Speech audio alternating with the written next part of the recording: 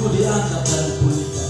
Ku diangkat Dan dipulihkannya. Bapa di surga, kami bersyukur Tuhan atas kebaikan dan kasih Tuhan dalam kehidupan kami, di mana hari ini Tuhan kami ingin mendengarkan firman Allah.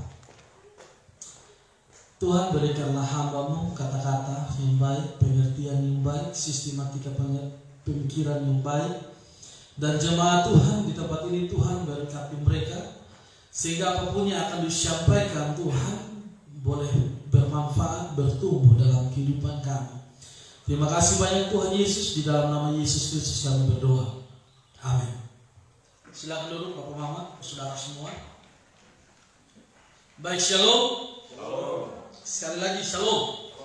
Baik saudara-saudara, mari kita buka Alkitab kita di dalam Efesus pasal yang kelima. Efesus pasal yang kelima, ayatnya yang ke-20.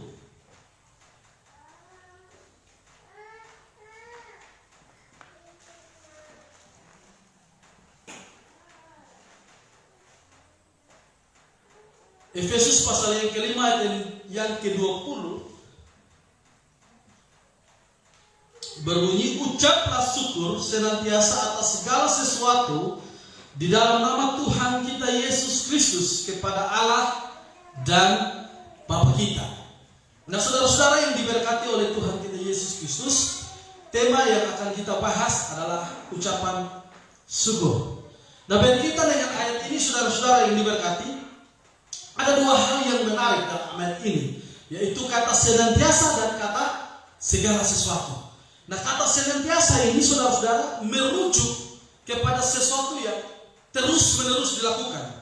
Dan kata segala sesuatu di situ merujuk kepada setiap kondisi atau segala sesuatu, segala kondisi atau segala keadaan, apapun keadaan itu. Ayat ini mengatakan senantiasa dan segala sesuatu bersyukur. Artinya saudara-saudara, baik itu untung atau malang, baik itu sakit atau sehat, baik itu diberkati atau tidak, Alkitab berkata bahwa ucaplah syukur senantiasa atas segala sesuatu. Tapi saudara-saudara, pada kenyataannya orang seringkali melakukan ucapan syukur itu hanya kepada hal yang baik di dalam hidup. Ketika dia sembuh dari sakit, boleh dia bersyukur kepada Tuhan. Ketika dia mendapatkan sesuatu yang baik, boleh dia bersyukur kepada Tuhan. Ketika dia diberkati, boleh dia bersyukur kepada Tuhan. Orang jarang sekali bersyukur kepada sesuatu yang bersifat malang di dalam hidup. Orang jarang sekali bersyukur kepada sesuatu yang bersifat pahit di dalam hidup. Orang seringkali tidak mau bersyukur terhadap suatu peristiwa duka di dalam hidup. Baik itu persoalan, baik itu masalah, baik itu kepahitan, baik itu kekecewaan, dan apapun itu yang pahit di dalam hidup, seringkali orang tidak mau bersyukur. Nah, ayat ini berkata bahwa ucaplah syukur senantiasa atas segala sesuatu. Artinya di dalam segala sesuatu, di dalam setiap kondisi apapun, senantiasa kita bersyukur. Tapi seringkali kenyataan itu berbanding terbalik dengan teori yang kita yakini. Karena itu saudara-saudara yang diberkati oleh Tuhan kita Yesus Kristus, di sini ada beberapa hal menarik sebagai satu kunci atau sebagai rahasia supaya kita tetap bisa bersyukur kepada Tuhan senantiasa di dalam segala sesuatu. Yang pertama, supaya kita senantiasa bisa bersyukur di dalam segala sesuatu, kita harus memahami kehendak Allah. Yang seringkali membuat orang tidak bisa bersyukur kepada Tuhan karena dia tidak tahu apa yang Allah mau buat di dalam kehidupannya. Seringkali kita tidak memahami bahwa yang Tuhan maksud di dalam kehidupan kita itu adalah sebenarnya baik adanya. Tetapi karena kita tidak memahami kehendak Allah, kita tidak memahami hati Allah, kita tidak memahami pemikiran Allah, itu yang seringkali membuat kita tidak mau bersyukur di dalam segala sesuatu secara senantiasa itu. Saudara, ada dua orang, yang satu mendapatkan musibah, dan yang satu juga mendapatkan musibah. Yang satu menghujat Tuhan, yang satu mempersalahkan Tuhan, yang satu mempersalahkan orang sekitar, yang satu mempersalahkan bagaimana dia harus lahir. Tetapi yang satu berkata, Tuhan, terima kasih. Kenapa yang satu bisa mengutuk Tuhan dan yang satu bisa bersyukur kepada Tuhan, padahal sama-sama mengalami kemalangan? Itu karena yang satu tidak memahami pemikiran Allah dan yang satu memahami kehendak Allah. Saudara-saudara, kalau kita memahami kehendak Tuhan di dalam kehidupan kita, kita pasti akan senantiasa bersyukur. Apapun peristiwa yang kita alami di dalam hidup, kita pasti bersyukur. Saudara-saudara, ada satu cerita menarik di Inggris. Ada satu gereja yang sangat besar di Inggris. Nilai arsitekturnya sangat mahal sekali. Satu kali gereja itu terbakar, habis. Lalu Inggris itu mengadakan proyek untuk membangun kembali gereja itu dengan nilai arsitektur yang sama seperti sebelumnya. Tetapi sudah dicoba berkali-kali, tetap saja nilai arsitekturnya tidak sama seperti yang sebelumnya terbakar itu. Satu kali Ratu Inggris ini, saudara-saudara, dia langsung turun tangan dan dia menunjuk seorang arsitektur ternama, mungkin saudara pernah dengar, bernama Christopher Wren. Ratu Inggris berkata, Christopher Wren, kau bangun kembali itu gereja semegah yang pertama sebelum terbakar. Christopher Wren berkata, ya baik. Lalu singkat cerita, saudara-saudara, Christopher Wren ini dia bangun kembali gereja itu. Karena kebiasaan Christopher Wren ini, kalau dia membangun gereja, dia akan menatap gereja itu, dia akan menatap apa yang dia kerjakan, dan semakin dia menatap, dia akan mundur. Semakin dia menatap, dia mundur terus. Dia mundur terus. Lalu karena dia mundur, dia mendekati satu titik di ujung yang bakalan dia akan jatuh. Lalu anak buah dari Christopher Wren ini melihat bahwa bosnya Christopher Wren ini beberapa langkah lagi dia pasti akan jatuh. Anak buahnya ini mau berteriak, Tuhan, jangan mundur. Tetapi dia takut bahwa Christopher Wren ketika mendengarkan teriakan itu, Christopher Wren langsung kaget dan mundur lalu jatuh. Tapi anak buah itu berpikir bahwa yang Tuhannya melihat itu adalah pahatannya. Karena Christopher Wren melihat pahatannya yang dia kerjakan, lalu dia mulai mundur. Dia mundur, dia mundur. Anak buah itu melihat bahwa Christopher Wren melihat pada pahatannya itu. Lalu karena anak buahnya Christopher Wren ini takut Christopher Wren jatuh, anak buahnya ini lalu mengambil parang, pisau dan sebagainya, hancurkan pahatan itu. Dan seketika itu Christopher Wren langsung berlari ke depan, memarahi anak buah itu. Kenapa kamu merusak apa yang sudah saya buat? Saudara-saudara, jawaban menarik dari anak buah Christopher Wren berkata, Tuhan, beberapa langkah lagi ke belakang Tuhan bakalan jatuh dan pasti mati. Ini gedung yang sangat tinggi. Saya tahu bahwa fokus Tuhan itu ada pada pahatan Tuhan itu. Karena itu kalau saya berteriak, Tuhan hampir jatuh, Tuhan pasti kaget dan Tuhan jatuh. Cara yang saya tempuh adalah saya merusak apa yang menjadi fokus Tuhan, sehingga Tuhan berlari ke depan. Saudara-saudara, seperti itulah cerita antara Tuhan dan kita. Seringkali Tuhan merusak apa yang menjadi fokus pikiran kita di dalam hidup ini. Supaya apa? Supaya Tuhan menyelamatkan kehidupan kita. Amin. Seringkali Tuhan mengizinkan satu kemalangan terjadi. Tuhan mengizinkan sakit penyakit terjadi. Tuhan mengizinkan sesuatu malapetaka terjadi. Itu bukan karena Tuhan tidak baik, tapi karena Tuhan mau menyelamatkan kita dari musibah yang lebih besar itu.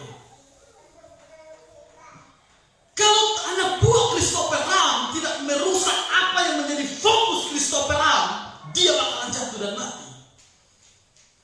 Seringkali Tuhan melakukan hal yang sama pada kita. Tuhan seringkali mengambil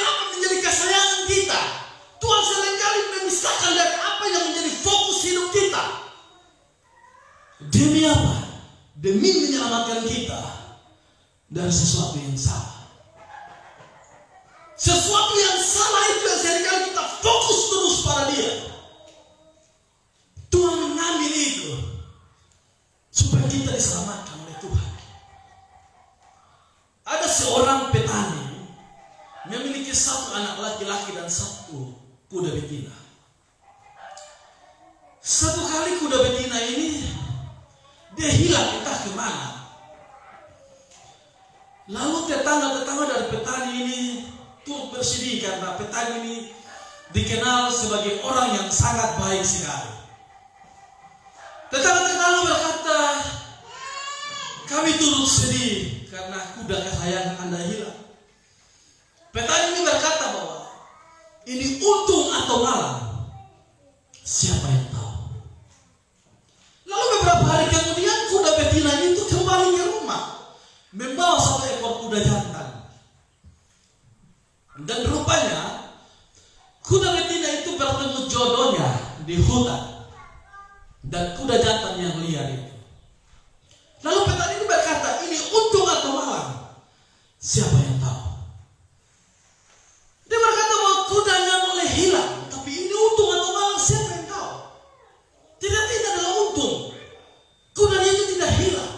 Dia kembali datang membawa satu pasang lagi kuda jantan.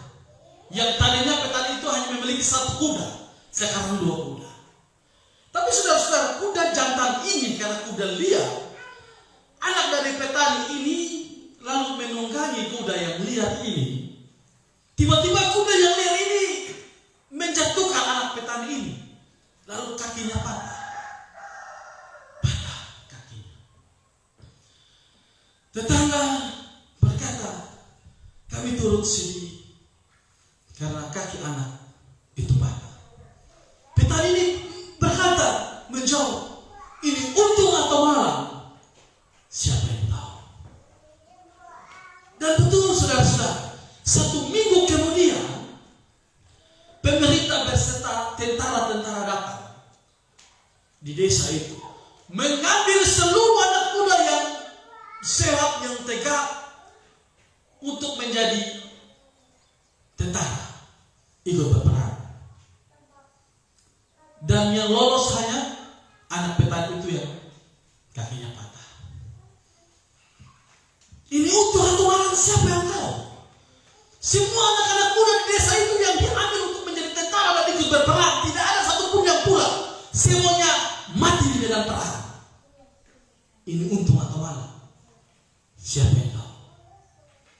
Lolos, anak muda itu lolos. Karena apa? Kakinya patah. Saudara-saudara, karena Tuhan izinkan itu terjadi untuk meloloskan kita dari musibah yang lebih besar, menyelamatkan kehidupan kita. Tapi kita tidak bisa bersyukur karena apa? Karena kita belum tahu kehendak Tuhan itu. Kita belum tahu pemikiran Tuhan itu. Padahal seringkali kita sudah mendengar bahwa Allah turut bekerja dalam segala sesuatu untuk mendatangkan kebaikan bagi orang yang percaya. Saudara, mungkin ada kemenangan dalam kehidupanmu. Mungkin ada sakit penyakit dalam kehidupan kita. Mungkin ada persoalan-persoalan yang sulit kita tangani.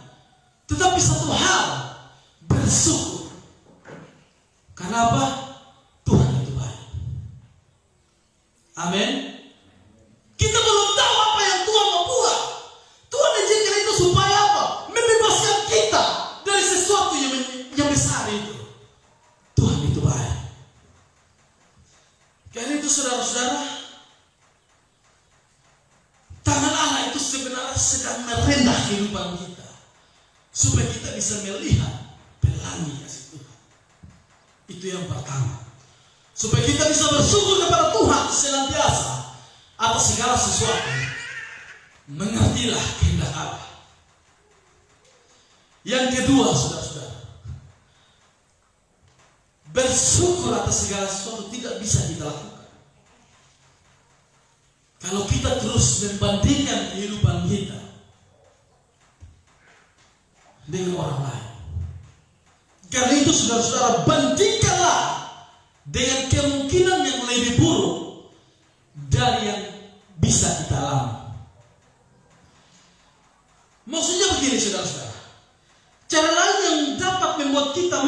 untuk bersyukur di dalam segala sesuatu, terlebih di dalam kemalangan kita, terlebih dalam duka cita kita, terlebih di dalam kepahitan dan kekecewaan di hidup kita.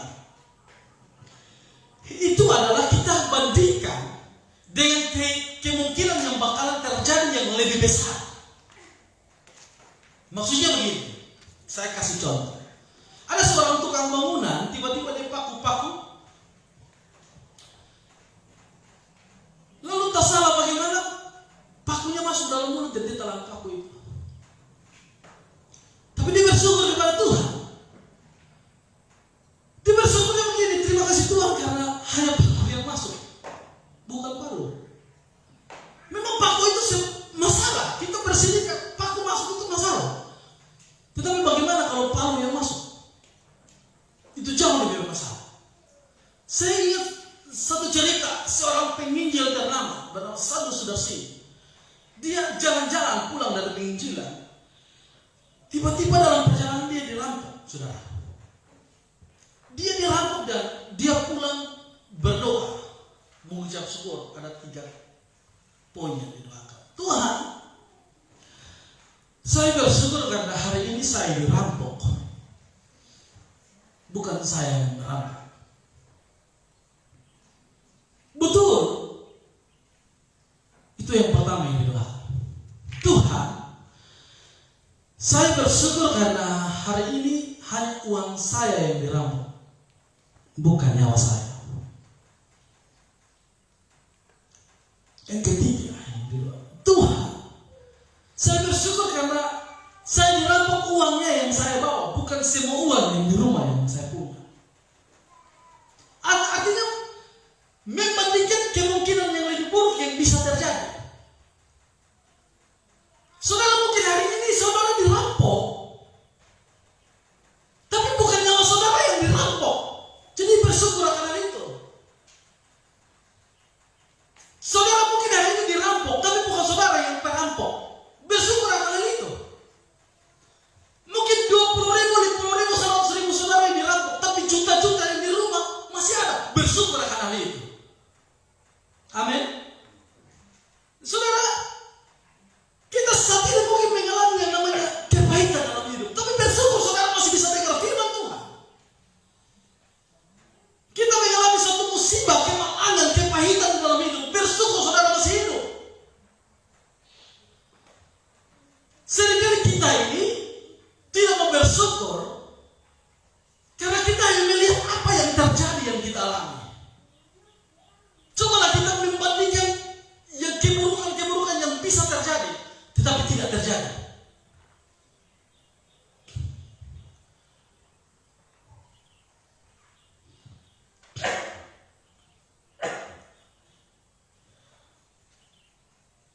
Karena itu bandingkanlah dengan kemungkinan yang lebih buruk yang bisa terjadi, tapi tidak terjadi. Karena itu bersyukurlah kepada Tuhan. Amin. Nah, yang ketiga yang terakhir, saudara-saudara, agar supaya kita bisa bersyukur senantiasa kepada Tuhan, adalah dengan belajarlah lihat ke bawah. Kenapa saya bilang belajar lihat ke bawah? Karena dengan belajar untuk melihat ke bawah, maka hati kita akan penuh dengan ucapan syukur kepada Allah senantiasa di dalam segala sesuatu. Maksud dari lihat ke bawah di sini adalah bahwa membuka mata kita untuk melihat kenyataan yang pahit yang orang lain alami tapi tidak kita alami. Saudara mungkin masih bisa pakai pakaian saat ini. Coba lihat ke bawah. Ada berapa banyak badan yang tidak mengenakan pakaian untuk hari ini. Bersyukur. Saudara mungkin kita masih bisa bergereja untuk hari ini. Coba lihat ke bawah. Ada orang lain yang tidak bisa bergereja untuk hari ini. Bersyukur itu. Amin. Saudara, memang gereja kita ini di atas gunung yang mendakinya terjal bagaikan kita berjalan memang di atas badai. Tetapi bersyukur bahwa gereja kita masih kita bisa tempuh. Ada orang lain yang jalan berkilo-kilometer, bahkan gereja ditutup, dibakar, manusia jadi aniaya. Dengan kita bisa melihat ke bawah, kita jadi bisa lebih sadar diri. Saudara coba di depan cermin saudara lihat betapa buruknya taman kita, tapi Tuhan pelihara. Ada begitu banyak orang di lampu merah sana yang bertelanjang badan, tidak mengelaskan alas kaki, hanya bermodalkan celana, kedinginan di waktu malam, kepanasan di waktu siang. Kita masih bisa berlindung di dalam rumah. Kita masih bisa berkendara. Kita lebih punya kelebihan dibandingkan mereka yang kurang mujur itu. Apa alasan membuat kita untuk tidak bersyukur kepada Tuhan? Ada orang lain di luar sana yang susah mencari pekerjaan, tetapi kita ada pekerjaan. Bersyukur pun hari itu. Apa yang membuat kita tidak bersyukur? Karena kita jarang lihat ke bawah masalahnya. Kita lihat terus ke atas. Kita terus bandingkan kehidupan kita dengan yang di atas. Coba kita lihat ke bawah. Ada orang yang satu hari mungkin tidak ada makan. Kita bersyukur untuk hari ini. Pulang kita masih bisa mendapatkan satu piring makan. Ada orang yang mungkin dengan tangisannya membuat dia kenyang. Kita bersyukur untuk hari ini Tuhan pelihara kita. Saudara-saudara kita di Indonesia memang banyak korupsi, memang banyak ketidakadilan. Tetapi kita bersyukur kita masih punya hak-hak untuk hidup. Coba saudara tengok, lihat di Afrika. Itu lumpur menjadi makanan mereka. Kita bersyukur kita masih bisa menikmati roti, ikan, daging. Kita bersyukur untuk hal itu. Tetapi seringkali kita tidak bersyukur. Kenapa? Pandangan kita terus ke atas. Kita bandingkan kehidupan kita dengan yang di atas, bukan dengan yang di bawah. Saudara lihat, ada orang yang tidak memiliki rumah. Mereka berdoa siang hari malam untuk bagaimana malam bisa tidur. Kita bersyukur kita tidur nyenyak setiap malam. Ada seorang tukang batu, saudara-saudara. Ini satu cerita yang sangat menarik tentang orang yang tidak tahu bersyukur kepada Tuhan. Ada seorang tukang batu, dia tindih batu untuk mengerjakan satu rumah yang sangat mewah sekali. Lalu dia mendengar satu suara dari langit, semacam dewa itu berkata, apapun yang kamu minta, kamu kehendaki jadi. Lalu saudara-saudara, tukang batu ini dalam hatinya dia berkehendak untuk dia mau jadi orang kaya di rumah mewah itu. Seketika itu, dia langsung jadi orang kaya. Saudara bayangkan, apapun yang kamu kehendaki jadi, kata dewa itu. Lalu dia jadi orang kaya, tapi dia memandang ke arah timur. Dia melihat ada satu raja yang lewat dengan kereta kencananya, megah sekali lewat. Dalam hati dia mau menjadi raja itu. Seketika itu dia jadi raja. Jadi raja dia. Di dalam itu kereta dia merasa tubuhnya begitu panas sekali sampai mengeluarkan cucuran keringat. Dia pikir yang membuat saya panas dan keringat itu hanya matahari. Dalam hatinya dia mau jadi matahari. Sudah jadi matahari. Dia senang. Matahari paling jago. Dia jadi matahari. Lambat-lambat sedikit saudara-saudara, dia melihat ada satu gumpalan awan yang sangat besar yang menutupi matahari. Dia bilang, masih ada yang lebih hebat dari matahari. Awan bisa menutupi matahari. Gumpalan awan hitam besar. Dia jadi awan lagi. Setelah dia jadi awan, dia senang. Dia paling hebat, paling jaya, paling berkuasa. Jadi awan. Tahu-tahu awan hitam kasih turun hujan. Dia bilang, hujan lebih hebat dari awan. Seketika itu dia jadi hujan lagi. Kering. Dia sudah merasa hujan lebih hebat, membasahi bumi. Dia merasa dia paling hebat. Tapi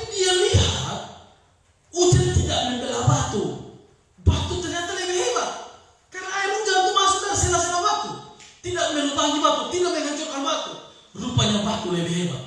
Dia jadilah batu. Oke. Dia sudah bersyukur dia jadi batu. Dia paling hebat, paling percaya. Lalu dia tengok ke sebelah barat, dia melihat ada yang tinggi-tinggi. Rupanya tukang batu.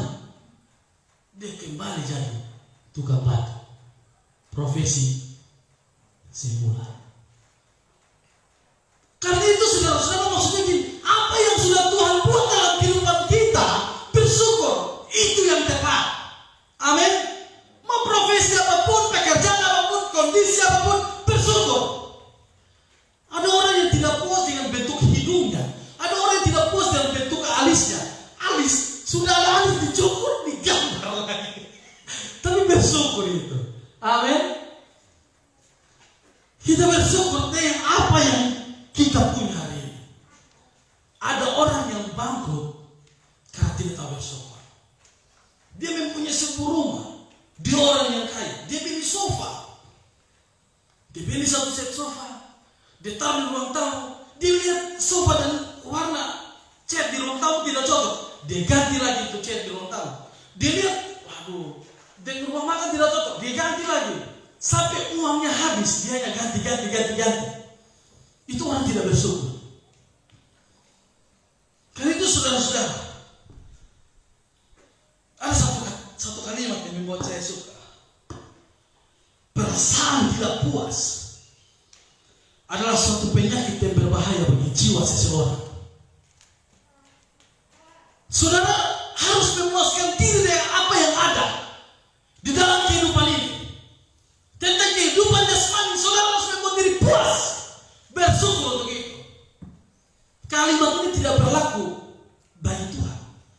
Kita harus merasa tidak puas terus di hadirat Tuhan, tetapi kita harus merasa puas terus dengan apa yang Tuhan buat dalam kehidupan kita.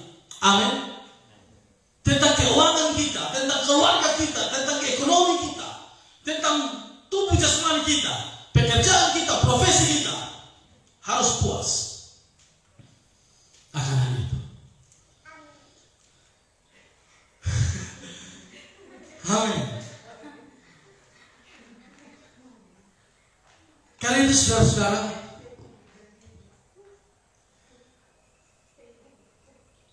puaskanlah hati kita dengan penuh ucapan syukur.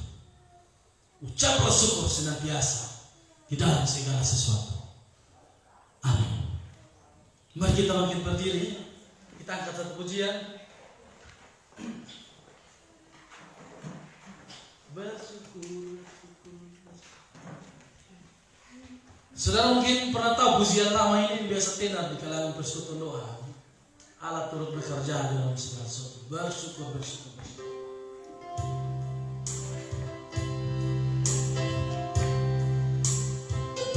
Amin.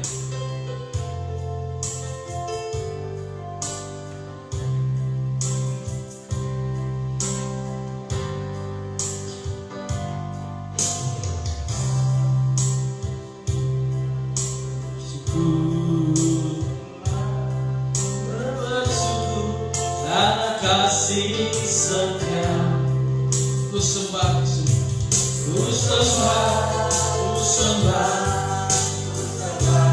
dan ku sembah, dalam hidupku ku sembah.